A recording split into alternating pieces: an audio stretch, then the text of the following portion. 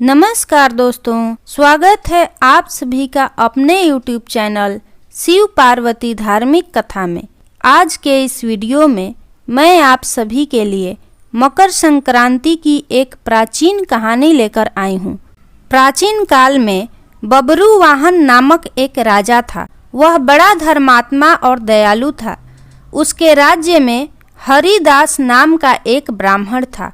हरिदास बड़ा तपस्वी था। उसकी पत्नी का नाम गुणवती था।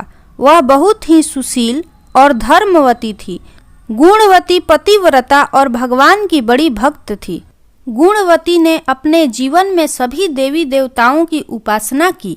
एकादशी, महाशिवरात्रि तथा जन्माष्टमी आदि सभी व्रत विधि विधान से करती थी। वह यथाशक्ति दान पुण्य भी करती रहती थी। अतिथि सेवा से भी वह कभी विमुख नहीं रही।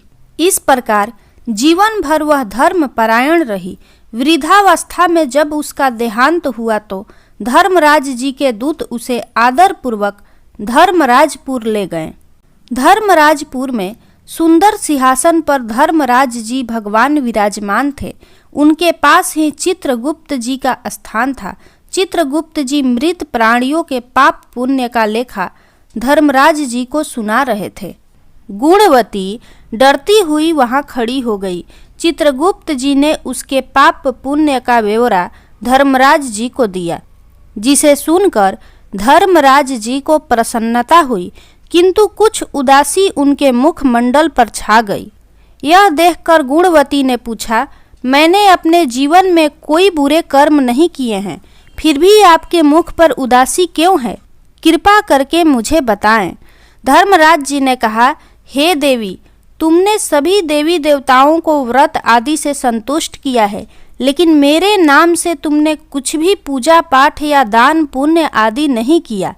यह सुनकर गुणवती ने धर्मराज जी से क्षमा याचना की और कहा कि मैं आपकी उपासना नहीं जानती थी। कृपा करके वो उपाय बताइए जिससे सभी मनुष्य आपकी कृपा के पात्र बन सके।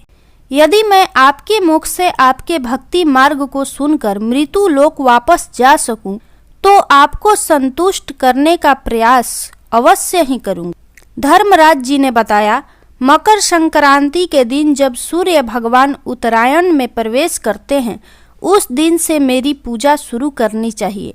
पूरे 1 साल तक मेरी पूजा करें और मेरी कथा सुने। एक दिन भी पूजा या कथा छूटनी नहीं चाहिए। साथ ही धर्म के इन 10 नियमों का पालन करें। धृति अर्थात धीरज रखना तथा संतुष्ट रहना, क्षमा करना और मन को वश में रखना, चोरी ना करना, मन से पर पुरुष या पर स्त्री से बचना अर्थात मानसिक और शारीरिक शुद्धि, इंद्रियों को वश में रखना, बुद्धि की पवित्रता यानी बुरे विचार ना करना, पूजा पाठ तथा दान पुण्य करना, व्रत करना और व्रत की कहानी सुनना, सच बोलना और सच्चा व्यवहार करना, क्रोध ना करना। धर्म के इन 10 लक्षण का पालन करें। मेरी कथा नियम से सुनते रहें। दान पुण्य और परोपकार करते रहें। वर्ष भर बाद मकर संक्रांति आए तब इस व्रत का उद्यापन करें। अपने सामर्थ्य के अनुसार मेरी मूर्ति बनवाकर विधि विधान से प्राण प्रतिष्ठा करवा करके पूजा और हवन करें। साथ ही चित्रगुप्त जी की पूजा भी करें। काले तिल के लड्डू का भोग लगाएं। ब्राह्मण भोजन कराएं। बांस की टोकरी में 5 सेर अनाज दान करें। इसके अलावा गद्दा, तकिया, कंबल, चप्पल, लोटा तथा वस्त्र आदि देने चाहिए। हो सके तो गाय का दान भी करें।